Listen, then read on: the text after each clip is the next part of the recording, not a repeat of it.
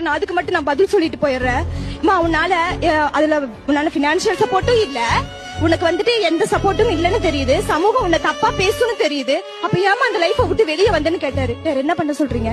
செத்துடலாமா சொல்லுங்க, செத்துடலாமாண்ணா? அவன் கூட போயிட்டு இல்லன்னா ஒண்ணு பண்ணலாம், நம்ம கண்ணு முன்னாடியே ஒருத்தி கூட இருந்து பாத்துக்கிட்டு இருந்துடலாம். இல்ல அவங்க அப்பா அம்மா நாத்தனார் அங்கையார் எல்லாம் பண்ற எல்லாத்தையும் நம்ம பாத்துட்டு அமைதியா இருந்துடலாம். ஒண்ணு நடப்பணமா இருக்கணும், இல்ல செத்துடணும். என்ன பண்ணலாம்? வெளியே வந்துதானே ஆகணும். இங்க நான் உங்க முன்னாடி வந்து நிக்கிறேன்னா நான் அந்த சிச்சுவேஷன்ல இருந்து வந்திருக்கேன். ஹாஸ்பிட்டல்ல போய் வேலை கேட்டேன், பாப்பா வச்சுட்டு கோவிட்ல டியூட்டி வந்துருச்சு. ஒரு ஹாஸ்பிட்டல்ல போய் வேலை கேட்டேன். நான் உண்மையை சொல்லி வேலை கேட்டேன். எல்லாரும் மாதிரி ஹஸ்பண்ட் ஊருக்கு போயிருக்காங்கன்னு சொல்லல, உண்மையை சொல்லி வேலை கேட்டேன். ஹஸ்பண்ட் இல்லைங்க, குழந்தை இருக்கு, 15 நாள் குழந்தை, சிசரின் பண்ணிருக்கு, கோவிட்ல டியூட்டி, கவர்மெண்ட் ஹாஸ்பிட்டல்ல டியூட்டி முடிஞ்சிருச்சு.